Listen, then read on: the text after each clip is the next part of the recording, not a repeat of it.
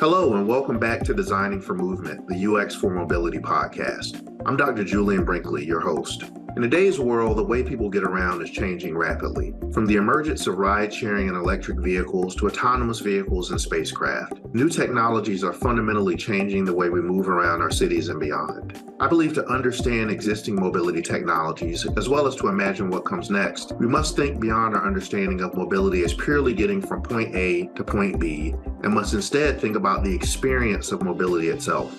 In this podcast, we will explore the design of mobility technologies with an emphasis on understanding how best to support the human user. We'll be talking to designers, researchers, engineers, and experts in the field about how they design compelling, accessible, and engaging experiences at some of the world's leading mobility companies. So whether you're an industry professional, an educator, or just someone with a passion for mobility, design, UX, and technology, this podcast is for you. Let's get into it.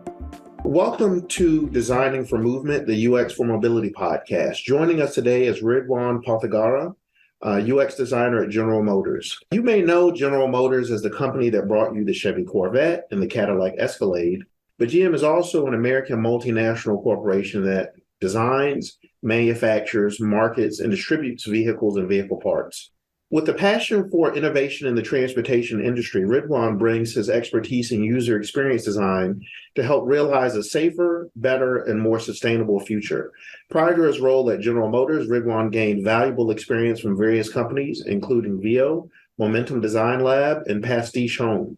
His commitment to enhancing customer experiences and collaborating effectively with cross-functional teams makes him a valuable asset in driving innovation at General Motors. He holds a BFA in interior design from the California College of the Arts.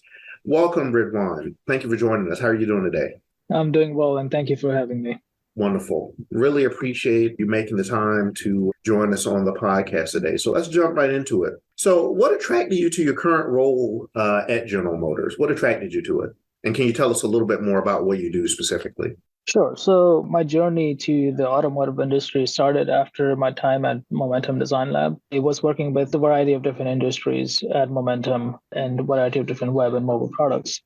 And after leaving Momentum, I did some soul searching, and I love cars. I've always loved cars. I have a whole collection of the Hot Wheels collection of cars and everything. So I wanted to kind of follow my heart and took the first step into the micromobility industry with VIO, which is they make electric bikes and scooters. And I was leading the design for the mobile application. And that's from VIO, I wanted to graduate into the automotive industry, which was my goal. And that's what led me to GM. And I got hired into GM, starting with the inventory team. So I led design on an internal inventory application, which looks at managing global inventory for all GM vehicles. And for the past few months, I switched to leading design for a production line simulations software at GM that simulates productions for our new electric vehicles before they are built. Gotcha. Just to make sure that I'm understanding this correctly, you work a lot with the design of many internal tools that are used by General Motors. Yes, that's correct. And in your user experience design, I'm responsible for the research and the user interface design of the applications. Wonderful. Yeah, that's really interesting.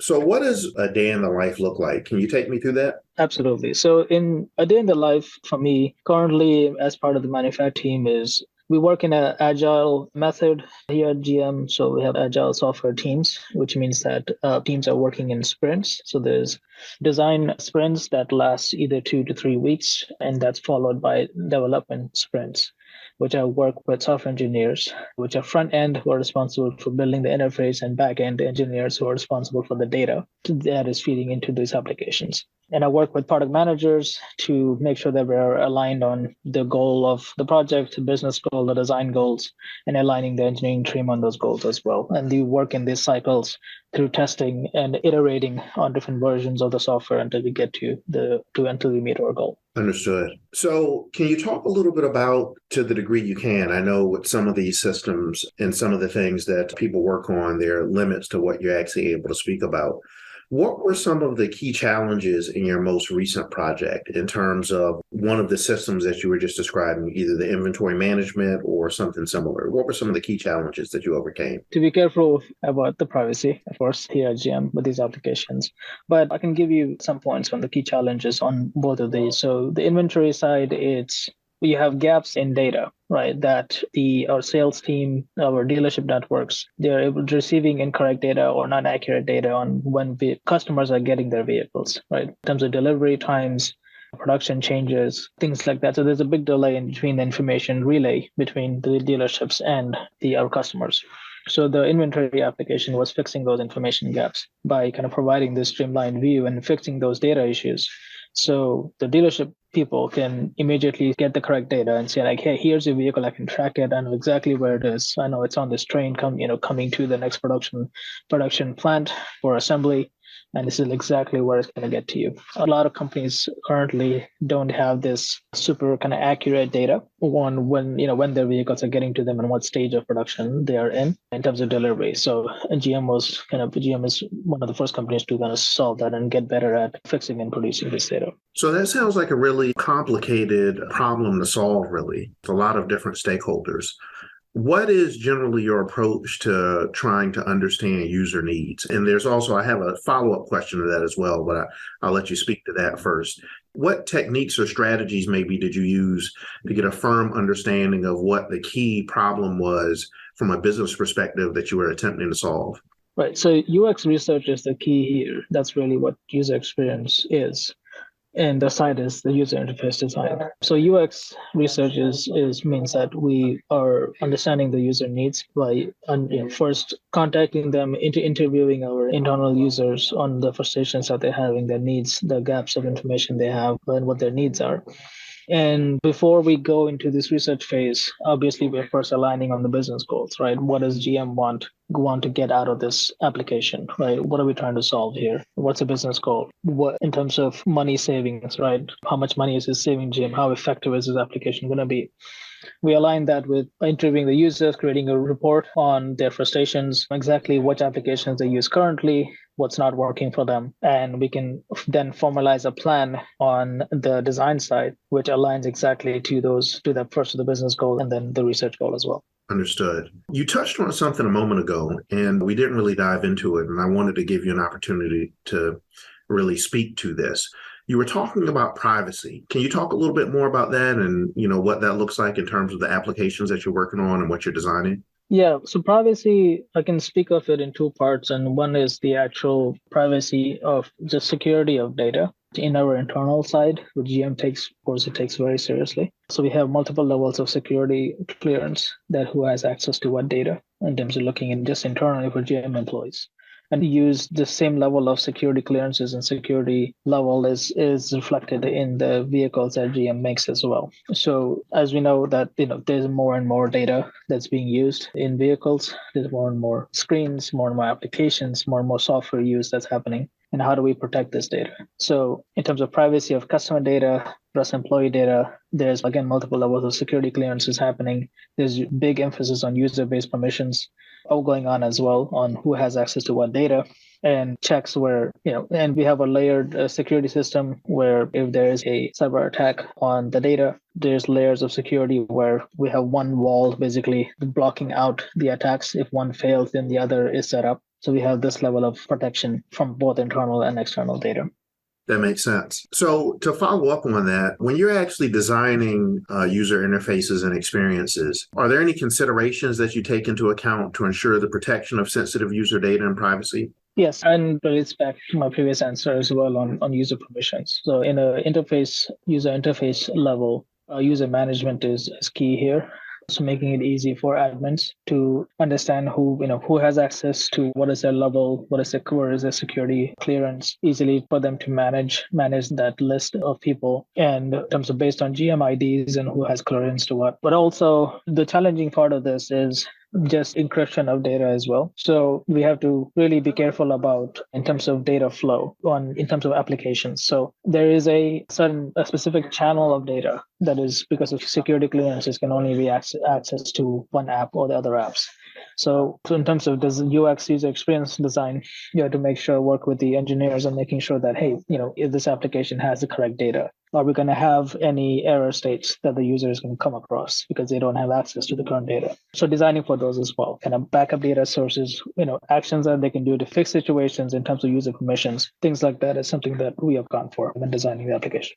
So it sounds like you're working really with a number of different teams at General Motors to basically, do your job on a day-to-day basis. Is that accurate? Yes. Well, let me ask you this. Your work is really interesting. Have you started to do any work inside of the vehicle yet? Or is most of your work really focused on internal tools primarily? So most of my work is focused on internal tools, but I do get to work with the internal vehicle designers as well to make sure that our applications, in terms of the link between the data sharing between the vehicle and our internal systems, is working correctly. In terms of manufacturing, that works correctly and all the data connections are in place and the user experience flows smoothly from our internal systems to what the customers see. Oh, so you're involved actually. Now, would that have any relationship to some of the HMI work, like HMI design, or is that primarily, figuring out how information flows or, what that looks like? Can you speak a little bit more about that? Yeah, so the HMI work is, from my side, is more on the actual assembly line. So looking at what the GM factory workers use to actually build the vehicle. And at the points of the assembly line where it has to do with the internal software, and I work with the internal software vehicle team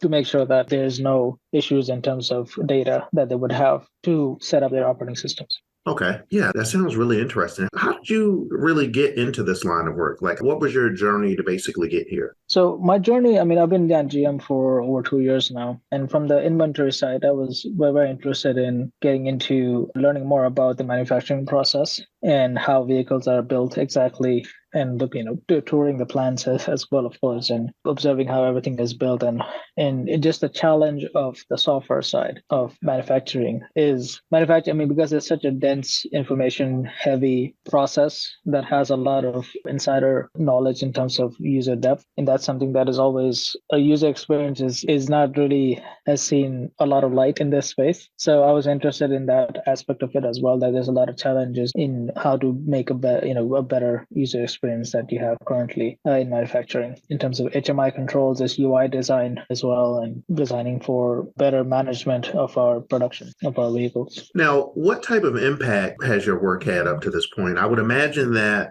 when you are designing for, an assembly line and you're designing for a manufacturing process, one of the big things that is a consideration, and correct me if I'm wrong, I don't know this, with a degree of certainty, but I would imagine that one of the things that gets looked at in this regard is basically what is the impact on efficiency? Like, what does the work you're doing, what is that relationship between efficiency and the actual processes of building the vehicles and things like that? So does any of your work look at how to make the assembly line workers' processes more seamless or more efficient? Is your work focused on efficiency, or is it primarily usability to make the systems that more usable, basically? I would say it's both of those things. That the goal of in manufacturing, the goal is to produce our vehicles as efficiently as possible, with as much, avoiding any issues in production. And the software that I'm designing does exactly that in terms of our controls, our plant engineers and control engineers, giving them a view into a simulation of a production of a vehicle. And if they're, building a new drivetrain, a new battery, things like that, they can watch a simulated version of that assembly in the software and see if, what is failing, what alerts come up, and they can see how fast a drivetrain is being assembled, what are the issues they're having in terms of working with suppliers and parts. So I would say both of those things. And this is how we test and create the production of most efficiently as possible, and also give the workers the same efficiency in their own work. What type of testing do you do on these systems? So, and really to put a finer point on it, talking about efficiency and supporting the needs of those who are going to be using the software, right? With the overall goal being to try to make the manufacturing process a little bit more efficient or make it easier for them to essentially interact with production systems. So what type of evaluations do you do on the software that you produce or that you design? So the evaluation is based on Again, it kind of ties back to user research and our business goals. But the evaluations that we perform is there's a number of testing that we perform. This depends on whether this is a web product or a desktop product. And for both of these, we have our own internal systems to monitor the best use of the software. So we have tools called in heat mapping that we can need to see clicks and where exactly the user is clicking, what grabs their attention first. And we have structured user testing to see, they're meeting the goal of what we're showing them. We give them a goal like, hey, please test this drivetrain assembly on this particular model. So we'll watch them go and how do they search for that model? How do they apply the test? Where are they clicking on the simulated assembly line? All of those, heat mapping, we use, in some cases, eye tracking as well when we have actually physical controls that they can play with. We use, I mentioned heat mapping already. There's A/B testing, two different versions of the design that they can test between the two and which one is the most better design in terms of efficiency or getting the task done quickly. So, and these tools are commonly used, but there's a different level that we use in terms of eye tracking and other methods that we use for physical controls. So talk a little bit more about eye tracking, so that the listeners, for those who aren't really familiar with the technology, can you talk a little bit more about what eye tracking is, how you use it, what you hope to find when you use eye tracking glasses, that really sum that up? Yeah, so in terms of physical control, so we're also testing for user experience at the assembly line. So the engineers that are at the assembly line, they're looking at a lot of physical controls in terms of buttons, the task buttons, to see what task is failing. They can actually shut down the line with a key on and off switch. So they actually flip, switch to a key off to turn a part of the assembly line down when they see something is failing and it's going to block the entire line. Do that to fix it. There's the stop line buttons, different task buttons. So eye tracking comes very handy when we have a new layout of these buttons, a more efficient layout. So if you're testing, version A versus version B. So we use eye tracking, and it's a company that I can't say on the call on who we use for this software, but it's both hand and eye tracking. And it's video recorded, so we can actually see where they're looking first. Whether they look at this control first, or this one second, or this third, or fourth, and what do they reach for and click on first, or turn as a knob. That way we can observe them, see what they're doing wrong, see they wasn't doing correct. And then we test with, 20, 30, 40 people and measure those patterns across all of their hand and eye tracking and make the most efficient design. Interesting. So hand and eye tracking. So I think a logical question that kind of stems from that is, in my lab here at Clemson University, we do a reasonable amount of work with AR and VR, so augmented and virtual reality. So augmented reality and virtual reality. So we do a reasonable amount of work, and we've started to look at the implications of AR and VR for design specifically.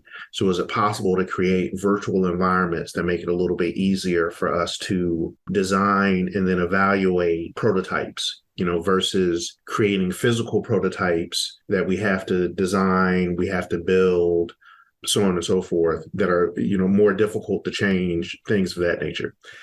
So we started looking more at AR and VR. I would imagine with some of the innovations in this area and some of what I've seen other companies doing around using that technology, that there might be potential implications for what it is or for some of the problems you're hoping to address with respect to making production more efficient, streamlining production processes, and things of that nature. Have you all started to, or maybe considered the use of augmented reality or virtual reality in some of the solutions that you're trying to come up with? The augmented reality applications are not exactly in headset, but it's something that GM is looking into in terms of parts for vehicles. So looking at, you can point a tablet to a vehicle and see exactly all of the parts are in that vehicle. And you can identify which one has a faulty part and that to replace. So I know that there's some use happening in that realm, but in terms of for the HMI controls, right, the actual hardware controls that we have, the reason why a headset would not be the best use for a user is that something that they are not familiar with. Like, that's not the natural state. Right? They have a headset on, their field of vision is reduced. They have a whole interface in the headset that is distracting them, right, on then what they're looking at in their natural state to make the decisions that they would do naturally. So in that scenario, the external camera just to track them works better for them to just be at ease and just do their work, and we just observe and we can track them properly. That makes sense. So following up on that, we're just talking a little bit about, how augmented reality could potentially be used in an automotive context. So I think a question that kind of emerges out of that is what are some of the, and to the degree that you can speak to it, what are some of the research methods from a need finding perspective? So trying to understand what the users, what the driver or operator's needs are. What are some of the user research methods that you employ to essentially do that? Whether we're talking about exploring in-vehicle systems, whether we're talking about assembly line or that, type of work, making internal tools. What are some of the research methods that you all employ that help you really get a better understanding of what the user's needs are? I see myself as more of an expert in UI than research. So I'm probably not the best to answer in-depth research questions, but I'm happy to answer anything with more on the UI front. Yeah, definitely. Please. So on the user interface side, especially with in manufacturing is such a dense space, and it is very different in terms of traditional UI, right? It's not really web. It's not really a typical web application or a mobile application, right? It is, there is more kind of desktop Windows software application that's used. There's a whole different case of understanding just system design guides or UI guides in terms of Windows applications. But in terms of actual UI, it's all custom, right? We're working with the front end engineers. There's a larger need for organization of the UI and the styling, more attention of detail that's needed because you can't really just follow a typical UI style guide of text hierarchy and buttons and just standardize things. So on the manufacturing side, it's about the physical and digital presence that's needed. So actually observing the plant engineers using the controls on the plant and simulating those controls in the UI is a custom design that's needed, right? And clicking a button is not the same as turning a knob, right? So in terms of tactile feedback on the UI side, an understanding of that. And also an important part of this is that in terms of user behavior and user kind of context, is that you're looking at the majority of the plant engineers, you have to look at the level of tech literacy that they have. So looking at tech literacy, you can gauge that are they going to understand a common UI pattern, something like pagination? Are they going to understand pagination? Are they going to understand a dropdown? Like how does a dropdown work exactly? So this level of detail is what's really important as well in terms of very specific users, especially on the assembly line. And that's what's incorporated in the design as well. So that means that there's larger buttons, there's larger text, focus on simplicity, although you have to manage simplicity with extremely complex manufacturing information. So combining those two, and then looking at a much more simple way of simulation, right? Just buttons, also with different lights and different colors comes in accessibility designing for color blindness, red, green, blue, right? The different shades that has to pass all of those. So I think this is a long about way of getting to how challenging the UI is in this space. And that's also why I'm attracted to this challenge. But from the UI side, all of those things have to come together. And there is a lot of overlap between research as well, but it's more of user behavior research and less kind of on this more on in-depth research process. Interesting. So to follow up on that, we've seen really, I would say, over the past 5 to 10 years, a movement away from physical controls in the vehicle. So we've seen a greater proliferation of digital interfaces and touchscreens and a movement away from the types of physical buttons and knobs that we've seen previously. And you kind of touched on that a bit a moment ago when you were talking about, the physical knobs and the controls, the UI elements that people are essentially using. Is that true as well in the manufacturing context in terms of the systems that you're building? Obviously, you're saying that, or you've said that it's not like traditional, web development because there are, physical or more tangible type controls. So are you seeing more of that in the type of work that you're doing where there's a movement away from basically those physical buttons, knobs, things that you could physically manipulate and more of a movement towards a digital interface? So in the perspective of manufacturing, I don't see that it changing to a digital space anytime soon because manufacturing is very much based. So the user in the assembly line Their most of their attention is on their task itself and looking at the assembly line on what's happening more than the buttons or the controls. So the physical controls has to do with muscle memory, right? It's difficult to have muscle memory when you have digital screens. So when you have a control that they know that is always in the same place that they expect it to be without even looking at it, so they can feel it and they know what it is and they've done it 1,000 times. So they know that, hey, to stop the line, I know where it is exactly in terms of reach, in terms of distance, in terms of feel, and they can turn it and they can turn it off, right? Very difficult to do that on a digital screen with a button, right? And with accidental presses that it can happen on a touchscreen. So I don't see any digital use happening anytime soon on the manufacturing line, at least because of these reasons and because of how the implications of the task that they're performing.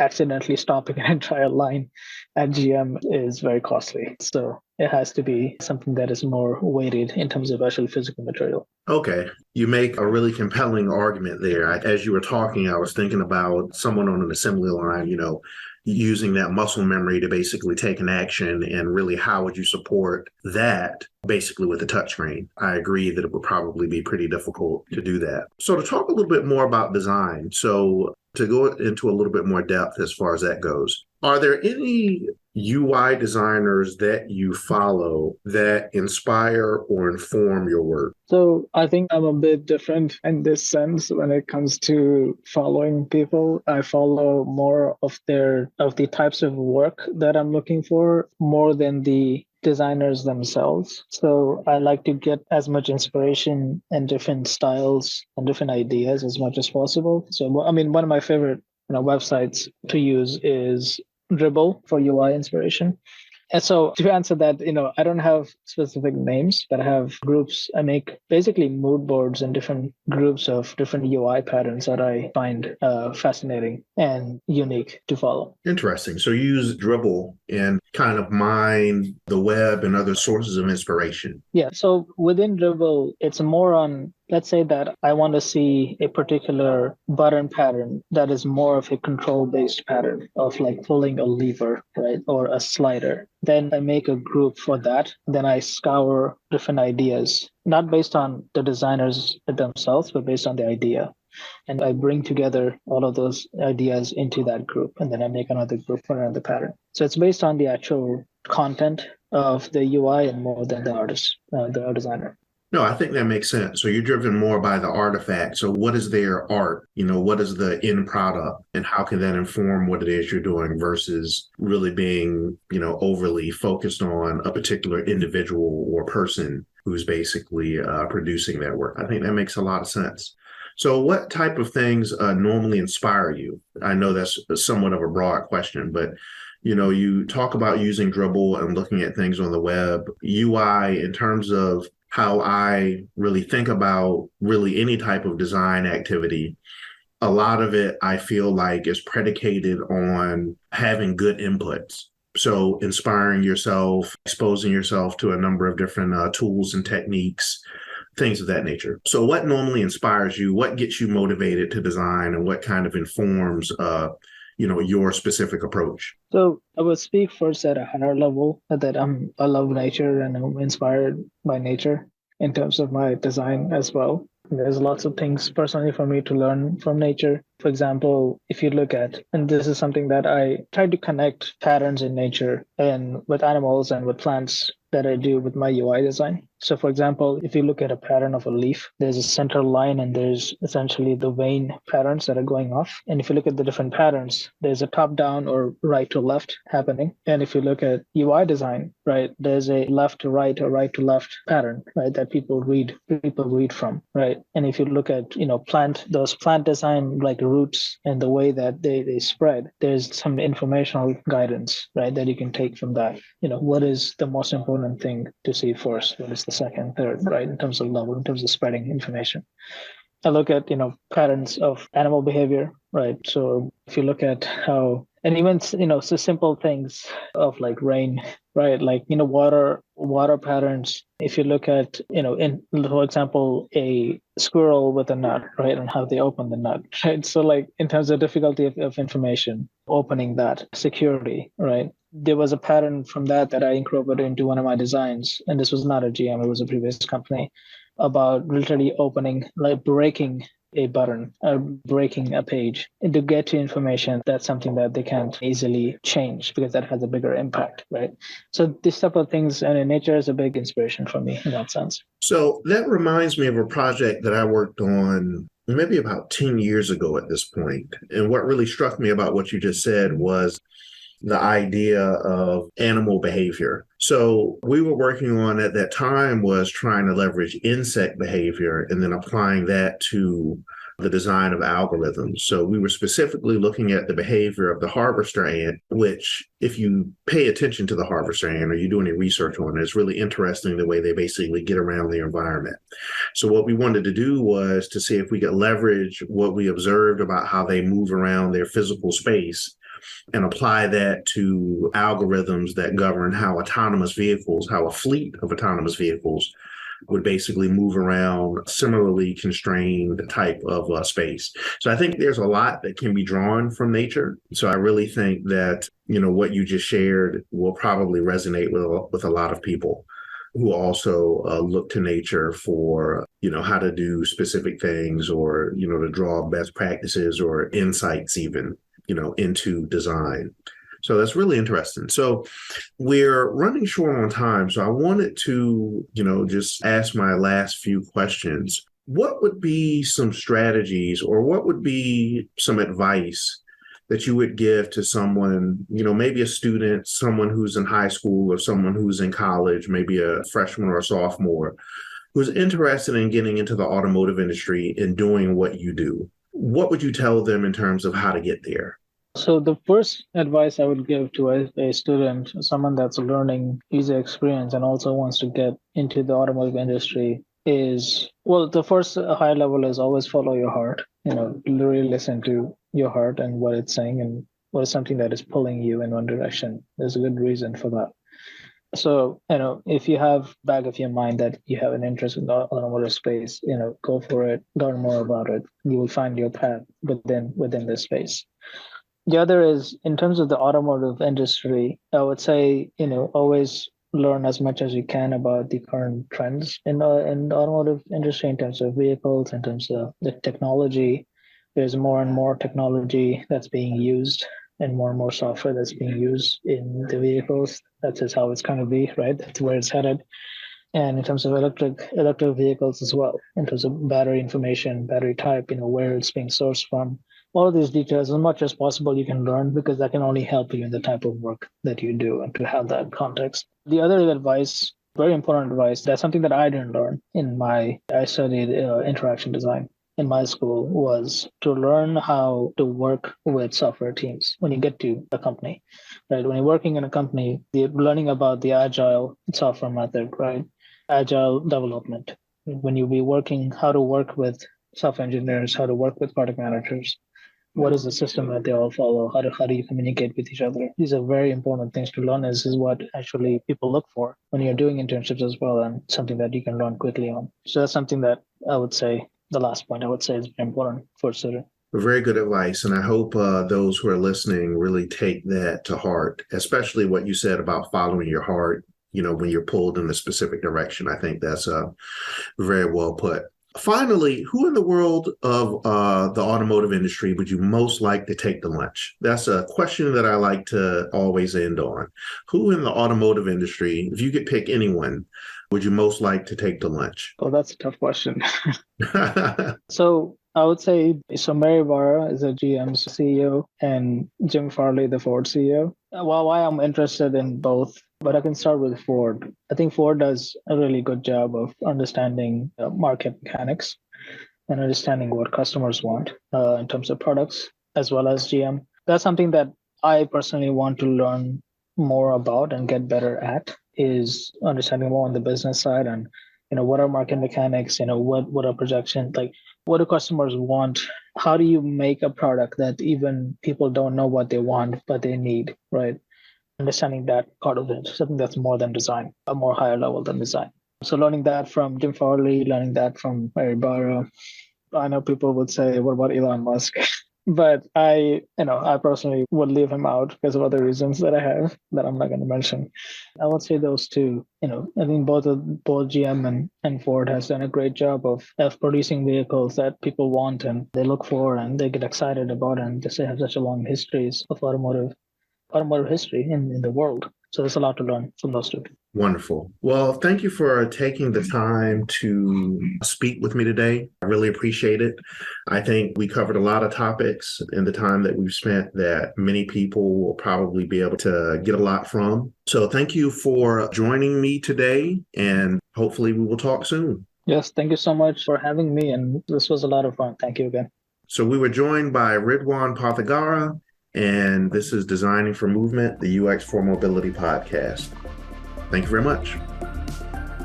That's all for today's episode for the UX for Mobility podcast. Remember to subscribe to our podcast to stay up to date on the latest episodes, and feel free to leave us a review to let us know what you think.